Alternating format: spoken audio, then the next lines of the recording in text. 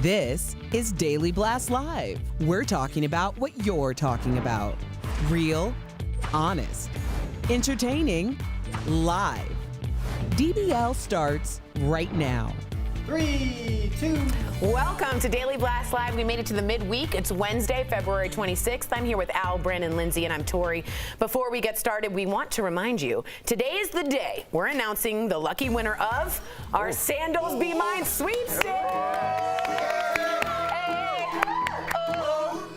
We love this song here. So stay tuned. We're going to miss that song. It's going to be my ringtone. Ringtone? I just decided. Did you just come in from 2004? Ringtone. Hey, hello. Let's get started. The gloves were off at the Democratic debate in South Carolina last night. 7 candidates took the stage ahead of the critical presidential primary in that state. And no doubt.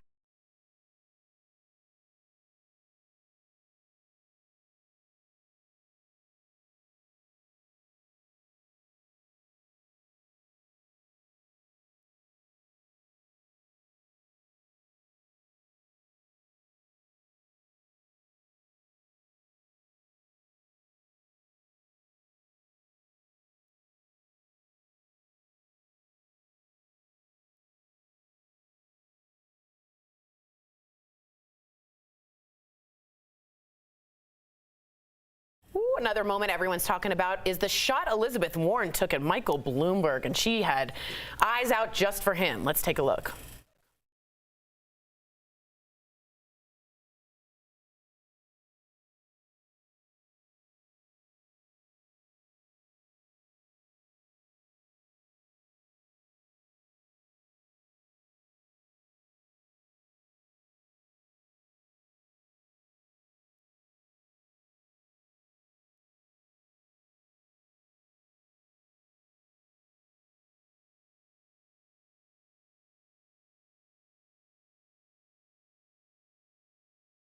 Okay, but when it comes to who lost the debate, many are saying the moderators were the major fail. CBS News anchors Gayle King and Nora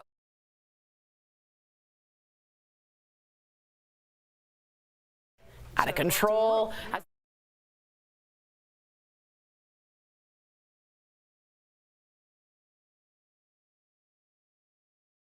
Love debates. I watch them all the time. This was a disaster.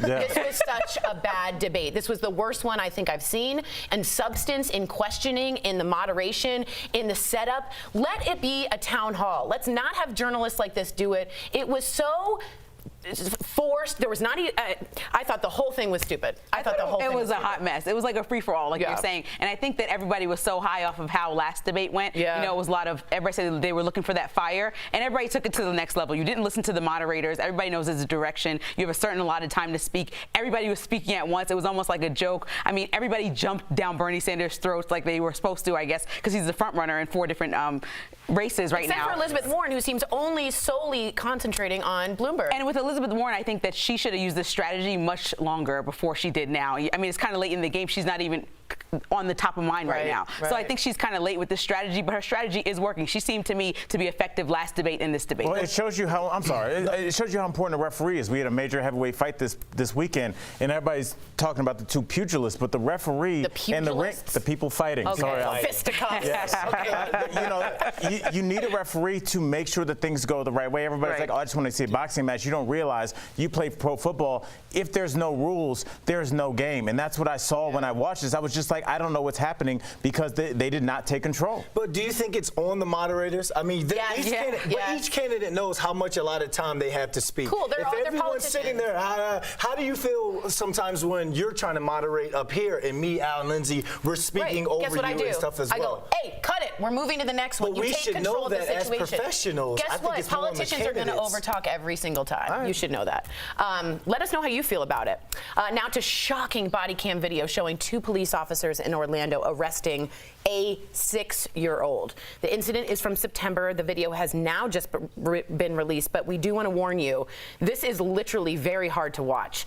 All right, here we go. What are those for? It's for you. Keep your hands, okay? Come over here, honey. No. It's not gonna hurt. No. Okay, No, I don't want handcuffs on. No. Don't put handcuffs on.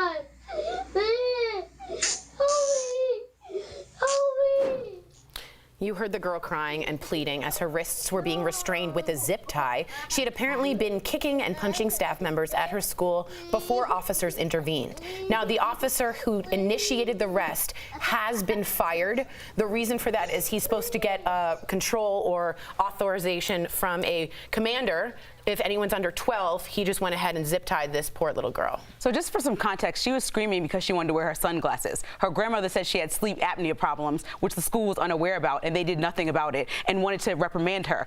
I'm saying this girl's 6 years old, so I don't understand how she ends up fingerprinted with handcuffs on or whatever, those zip ties. Still bad. And but restrained. But it's a traumatic experience for a 6-year-old. So what is she going to go through life already knowing that as a black person in America, there's an issue with the cops? So she's going to start that at 6 years old already, because this school and teachers were not trained well enough to learn how to handle a 6-year-old. When I saw this yesterday, my blood was boiling. Like, what's wrong with you? You're telling me that a 6-year-old was hitting you so hard that you needed to get them arrested and not put them in a timeout? Is there no better training than that? I really don't understand at all. It's so frustrating to me because people look at these stories and we talk about in the meeting how they happen all the time. Well, it just shouldn't. It's wrong. But it's the initiation and the introduction of you being in the system as a person of color. Because she's fingerprinted, exactly. They're gearing you out no different than stop and frisk. Think about how many young men and women, black and brown people, every day were shoved up against the wall, their pockets gone through, just getting used to police being a constant presence in your life, to realize that jail is constantly hanging over your head. And you see that this is an introduction. We see young people thrown against cars, thrown on the hood of cop cars. But you never see that. Well, like I always say, this year somebody will win the national basketball championship. Those students will trash that university. They will light cop cars on fire and dump over dumpsters and light those on fire. Have you ever seen a 20-year-old white co-ed from the University of Texas against the hood of a car? Absolutely not. There is a reason. There's a system in place to get you ready for being a constant part of the system. That's all that we're seeing here. We're just seeing it at a younger and younger age. And that officer also arrested another 6-year-old that same exact day, and the state attorney has dismissed both charges on both of those kids. So what are we saying? What are we teaching? I think there's issues on all ends, because the assistant principal also said that they were willing to press charges and testify in court against a 6-year-old. So, and this is not a box that was signed, so they don't have proof of this, but the documents and the recorded police records do show that the assistant principal said that that's what they're willing to do. How does that make any sense? Wow, we got to go, but I want to hear from you. Everyone is fired up. They said, preach, Lindsay. Let us know what you think. I think it's atrocious. DBL is live coming up. For 2 DBL viewers, a healthy new lifestyle started with our Commit to Be Fit challenge, but will it end with a lifetime of better choices? Don't miss their big weight loss reveal.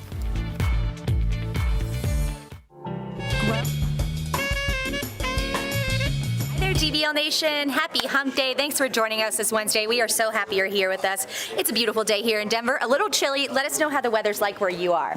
Let's go to the desk and continue the conversation. That's the best thing. I almost think zip ties is worse than handcuffs. Call the parents. I'm going to ask y'all a question. Who's more at fault, the officer or the school?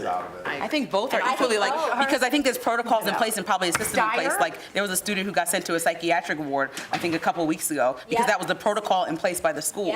What is wrong? Like, I was in school before, and it's because the girl had on glasses. Like, I got in-school suspension because I didn't listen and wore hats and things. And that still was, to me, very selective on who they decided to put in those suspension programs. But it's different if you're getting arrested. If I had hand ties on me, my mom would go up to the school and, like, what? Can you imagine if you're a mom and that's your daughter, and you weren't called? And you were called? Well, because the grandma made the rights to a kid, and because the grandma made a statement, a guardian. She believed that she might live with her grandmother, and that's even worse because as a kid in my neighborhood, I saw people who live with their grandparents get taken advantage of because they're older people who don't know exactly what's going on like a young parent, and it's just obnoxious. Yeah, if you didn't know, Miranda rights come along when you're in custodial police interrogation, meaning, this is going to sound real nerdy, Al's already falling asleep. Custodial police interrogation means any reasonable person thinks, A, they can't leave the room at that point, and B, they have to start questioning you about what you did. If at any point that girl is on the body cam being interrogated or even asked a question of what did you do and she's been in zip ties, a court could immediately say she deserved to get her Miranda rights written, and if she is 6, you need a guardian to explain what the heck a Miranda rights is, because she's 6. This sounds like a crazy police officer. Just showing a police officer to a 6-year-old gets scared. Putting them in zip ties. Never trust again. If you're mad about the kids' wages, custodial police interrogation. Tightening the zip ties. You can hear like the sound of it. It's awful. She's out of control. Like, Let us know what you guys think. A lot of you said, Brandy says the girl wasn't kicking, I'm sorry, it's very upsetting. The fact that some people can't hear her cry and recognize that she learned her lesson tells me they have no compassion. And if it's for like scare her straight, no, that's not up to you. 10 seconds back to the wall. Like people put their kids in scare straight. I didn't know like who I was at 6 years old.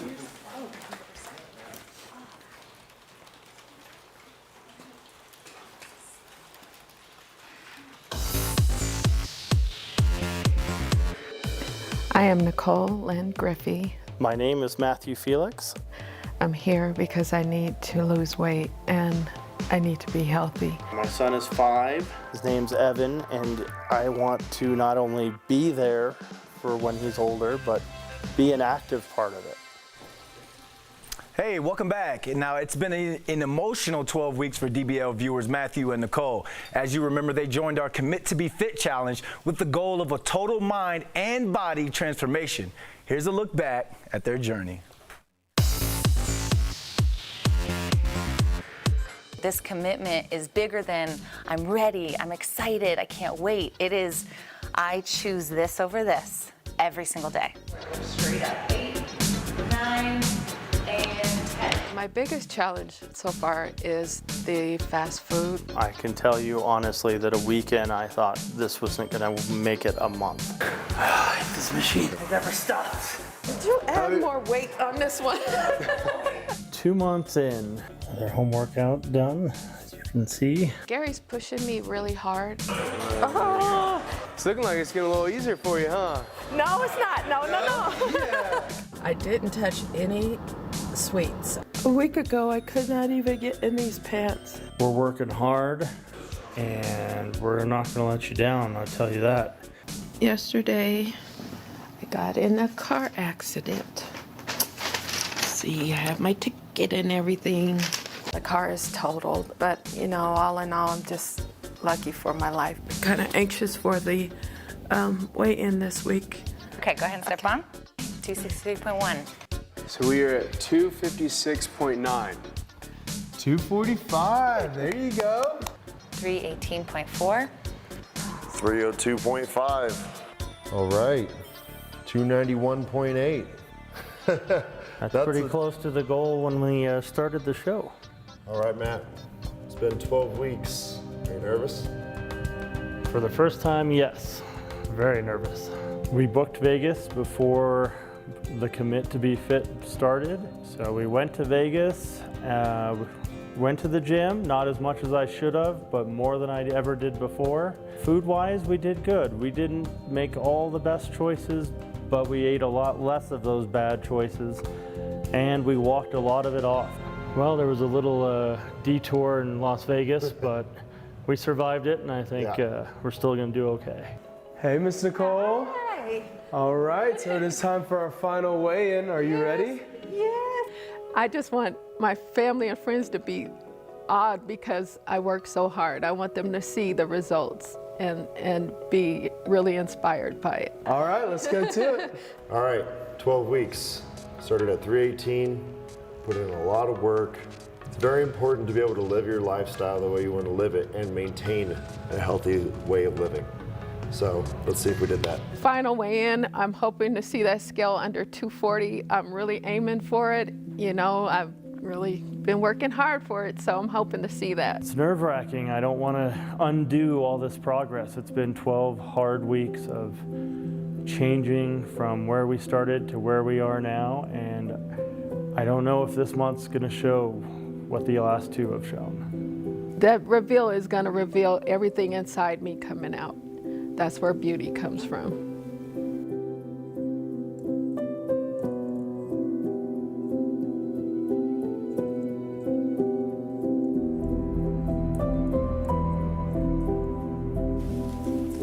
Ooh, when we come back, Matthew and Nicole join us in studio to reveal their final weight loss and their amazing new looks. Trust me, you do not want to miss the transformations by our fabulous glam team. And guess what? It gets better. Matthew and Nicole's family are here for the surprise. Stay with us.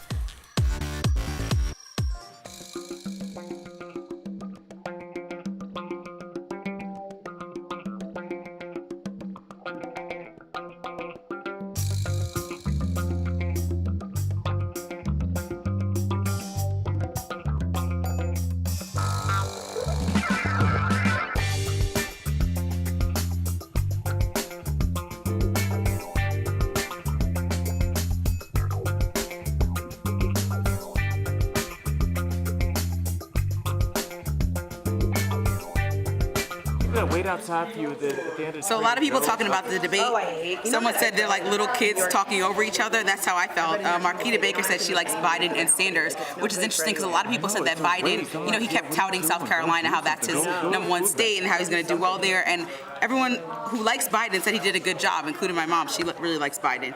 Let's see. For the next debate, lock out devices, please. The raisings of hands. A resembling of little kids. You think they should raise hands or just start speaking? I think the raising hands looks so dumb. When they do it the wide looks shot, so dumb. Excuse me, Mrs. Frizzle. But usually I don't remember seeing it so much. They go to wide shot so much. Because I think someone started it and then it caught on. Tori, you've done open mics before. You know what it made me think about is like when you start doing open mic comedy, because there's usually a lot of young comics, what they'll do, and they're not used to looking for the light to tell you when you're supposed to be off stage. They'll light you, and then they'll start to turn your mic down, and then turn it off. Oh yeah, I've Play been you taken off. off before. Yeah, in and Vegas. yes, and understanding there's a not punitive, but there's punishment Consequence, for going over your time. Just because mute if the you're mic. making a point and they mute your mic and you're halfway through, it's going to make you look bad. But that's why I said, as much as they understand the rules, they literally were taking advantage of the has to moderators. be a Because the other moderators were like, no. Talk over them. Right. No, you're not You gotta doing move this. in and be a shark. Who was doing that? Who did the last debate? I feel like Bob Costas would be great. But who do you know who's like? No, NBC Chuck Todd. Yeah, he was. Welcome back to DBL. We've been following DBL viewers Matthew and Nicole for 12 weeks. And with the help of their health coach, Emily Schramm, and trainers Gary and George, they changed their entire lifestyle in our Commit to Be Fit series. Well, today is the moment of truth. Now, Emily, what type of changes did you see over the last couple months? Well, I mean, we're all here for the physical changes, but the changes I saw, we're all right here. And that's the most important thing, right? If we're looking at weight loss that's going to be sustainable more than this 3 months, 4 months, we have to change everything that's in our mind. And they did that, and we're going to see it today. I'm excited. I've been following along. You've been doing a great job. The DBL Nation has been following along. Well, I can't wait to see them. But first up is Matthew. His entire family is in the studio. But before we see his transformation, let's see his final weight. Can't wait to see this number. We've been waiting for this. Let's get you on the scale.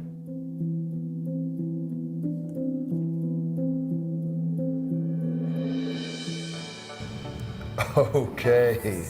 How does that make you feel? Pretty good. You like that number? Yeah, 2 pounds off. Yeah. 282. That feels good. I'm so excited. It's the moment of truth. Matthew, come on out, my man.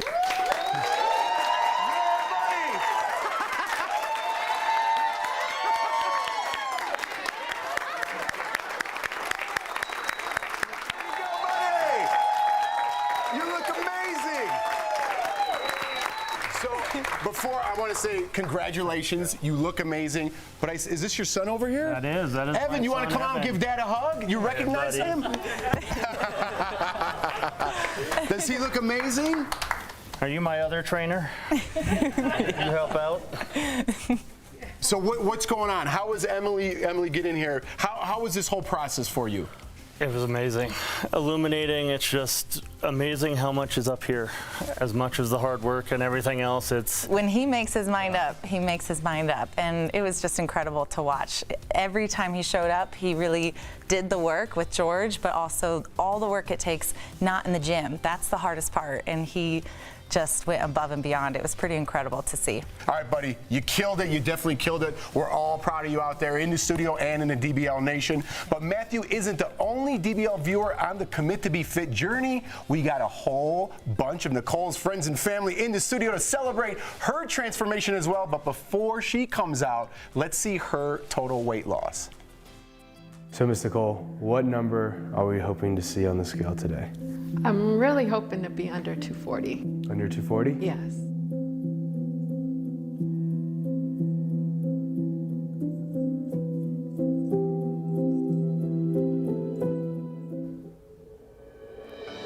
$236, yes.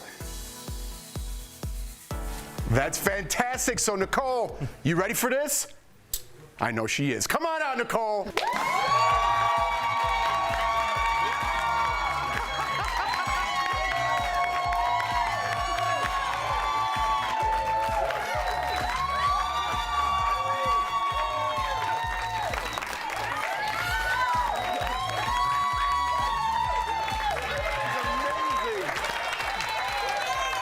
here. Come on up. You look amazing. You look amazing. Oh my God. What's going through your head right now? Look at my daughter. Oh, how does that make you feel? To make her proud of me is what a lot of what I did this for, and to inspire a lot of people, because if I can do it, I know a lot of people can. So I take that with me. Well, you guys both should be really proud of yourselves, honestly. You guys did a fantastic job. We watched your journey. The DBL Nation watched you talk to Dr. Drew. Yes. Like you said, you guys, it's up here as well. You guys both look fantastic. I'm proud of you. You guys are getting me emotional as well. I love seeing the transformation, but listen, you guys aren't free of us yet, okay? We want to watch you continue to lose weight, continue what you said, make this a lifestyle change for both of you, and that's why we're giving you a free year's membership to Platform Strength, guys. This is for you guys. This is Emily. I'll pass this on down. There you go. So that's for you guys. We're so proud of you. We want to continue to watch you on your journey. We want to thank Matthew. We want to thank Nicole for taking this amazing journey and letting us watch along with. Special thanks to health coach Emily Schramm and their partners, Gary and George. You guys did a fantastic job, man. So proud of you. And all the DBL viewers who cheered them along. Excellent job, guys. Excellent job.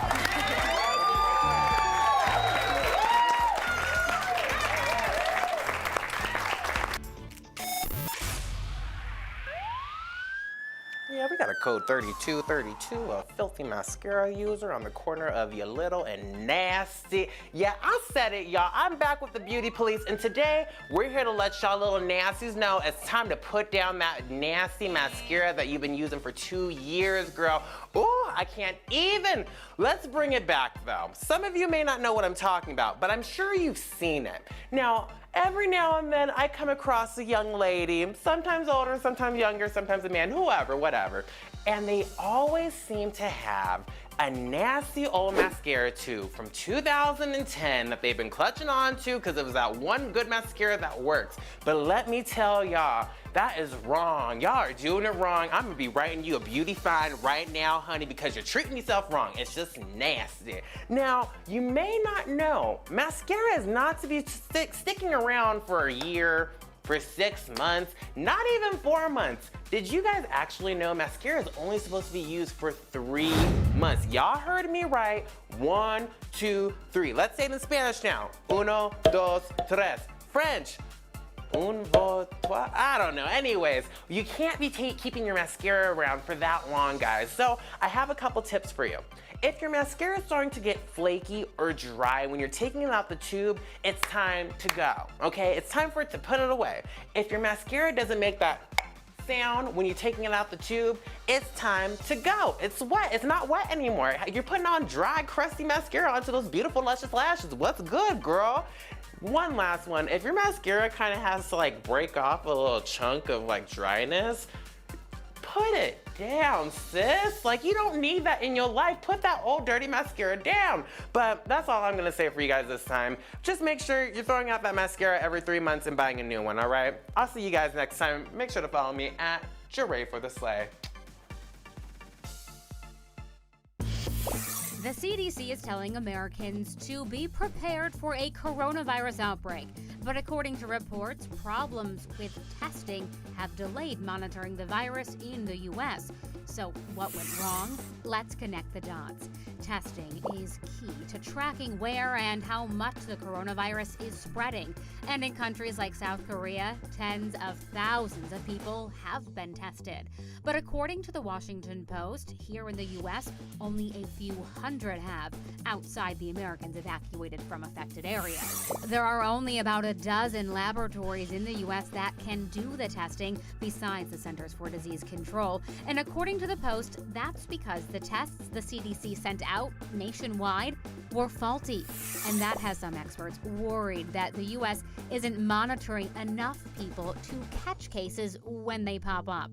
But the CDC does hope a new version of the test will be sent out to state and local health departments soon.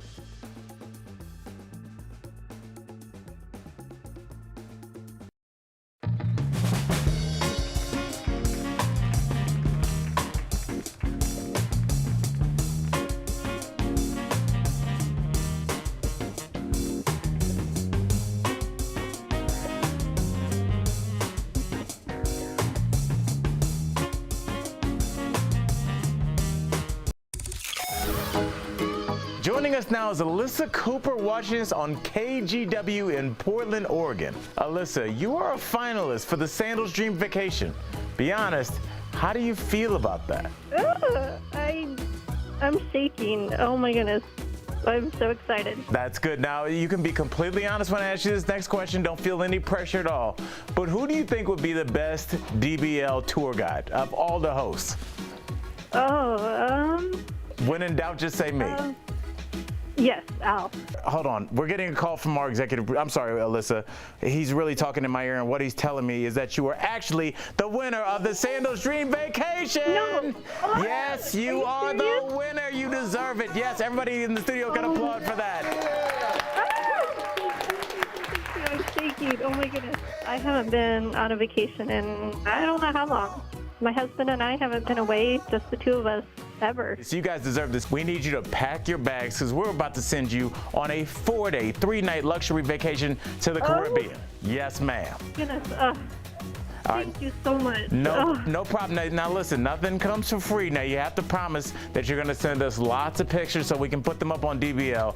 We just want to say thank you for being a loyal viewer. We need those pictures, and we're showing everybody we love our DBL nation. Thank you. We love you guys. Oh my goodness. We love DBL. Yeah. Hold up, guys. Hold up. I'm getting something in my ear. Hold on, I'm also getting something. Are there 2 winners? You get an Oscar for that amazing performance. Old school radio call. I'm surprised I was overlooked by the Academy this year. There's a lot of good nominees. I guess Parasite took it. That was hilarious when you're like, what's this? And I'm like, what? Walter Cronkite on the line. Interesting. Congratulations. That was Alyssa, amazing. That's I love great. people who need it like desperately. They've never been on a vacation as a married couple, so enjoy. Enjoy. Send us pictures. And send us all the pics. Exactly right. I think I'm getting word that we'll see you same time, same place tomorrow. Bye.